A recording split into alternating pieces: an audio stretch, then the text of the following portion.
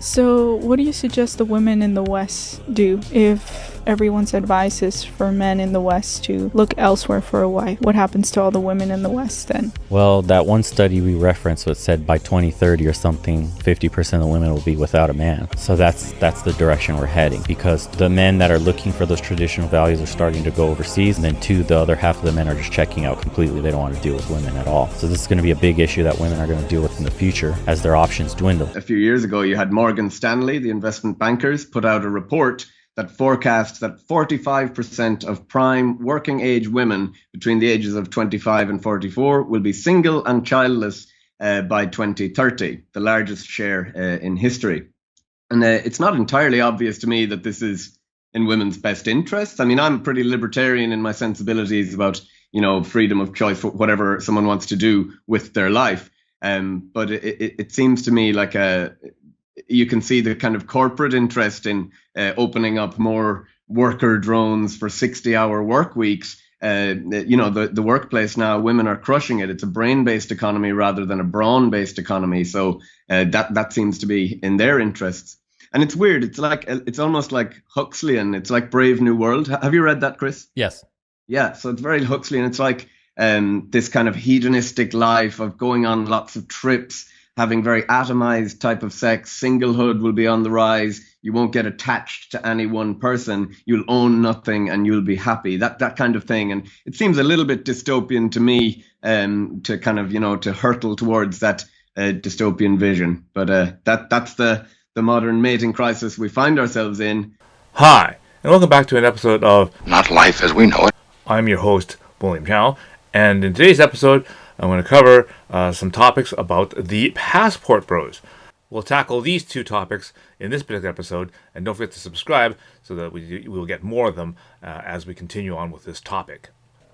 The Morgan Stanley study basically shows that there's an increasing number of single women that are appearing on them, and will be increasingly more single as time goes on, and by the time 2030, they expect that 45% of women are expected to be single and childless. Okay, so this statistic kind of was very interesting to me. So seeing that basically half of the women would basically be single and without child. Definitely not very good for our demographics. But I thought, okay, what kind of things do I see on the male side? And I thought, okay, well, this is a good time to introduce my community, my group. I had several episodes which I talk about the anime community. One of the things that that was the product of my store. One of the legacies is the friendships. And so I decided, okay, well, what I do? I'm going to write on a piece of paper in a non-scientific way, because obviously this is not a very large sample size. But, basically the people in our anime community, and basically wrote them all down and grouped them according to different things. And again, this will, prelude some stuff that I'll talk about in the next few episodes. So again, don't forget to go down below and click like and subscribe. Then I'll get to those episodes, those content in the next episodes. But in today's episode, I'm going to concentrate on, the actual introduction of the group and some of the statistics for that particular group, and how it relates to this particular chart. And let's see if I can find what percentage it is on the men's side. Okay, so here's the chart that I wrote up, and pardon the horrible handwriting. I'm not using my drafting hand. You can see that I'm using pseudonyms in a lot of male groups. Being handed a nickname is sort of worn as a badge of honor. If you want to hear some of the origins of some of these nicknames, do have a check at some of the episode below, and we go over how some of the nicknames and some of the ringtones I've assigned in my phone correspond to those names, and so check that out. So what I'm going to do is I'm going to go over each section in this thing and how I've divided it up. It's basically guys going to other countries to find women that are more feminine and submissive and more traditional, more attractive. Colombia, I get that. Philippines. So do you that?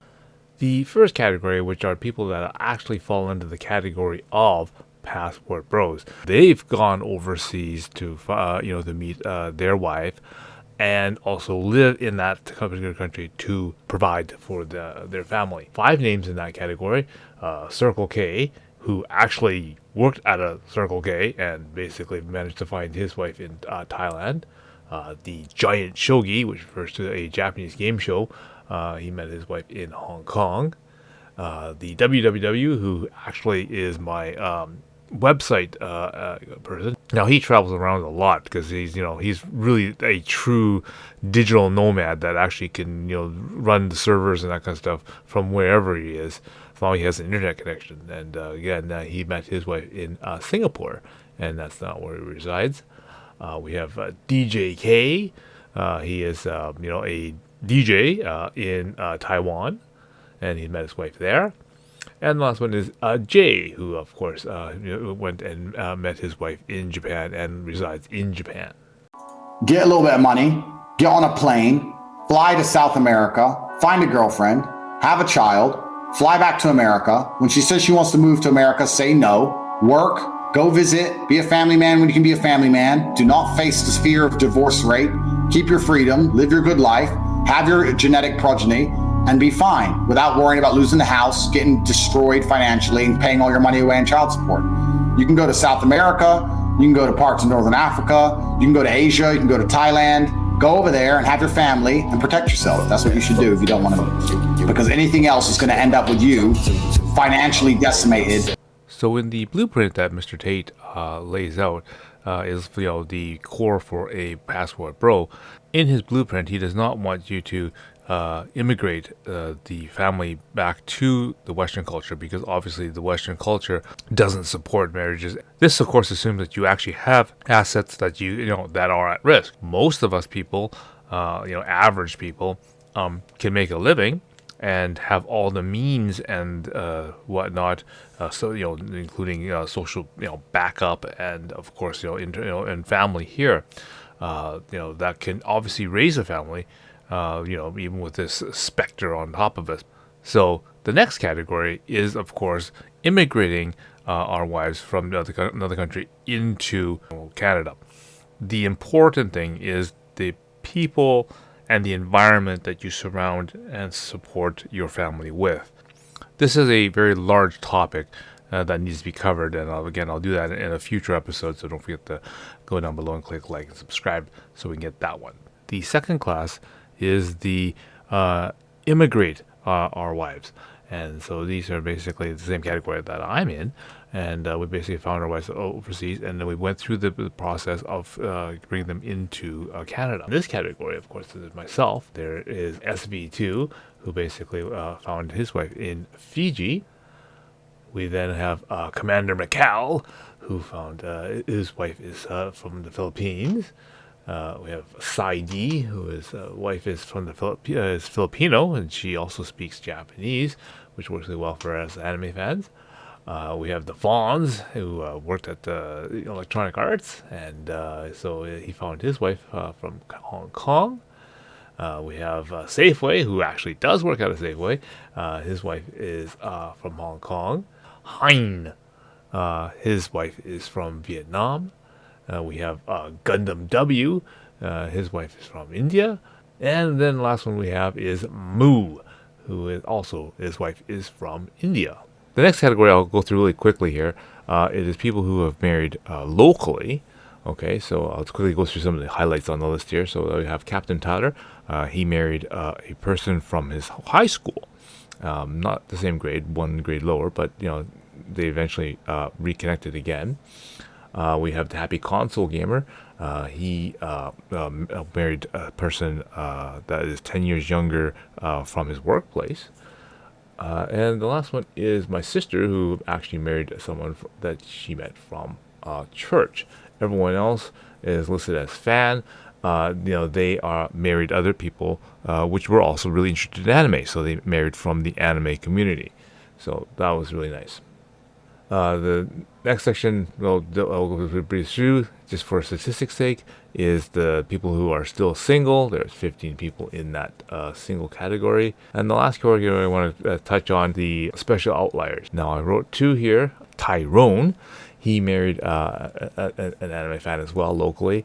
I wrote that here on this part of the list because he's no longer with us. And so he is our first widow category. Next one is Metzer. He met his girlfriend in Hong Kong.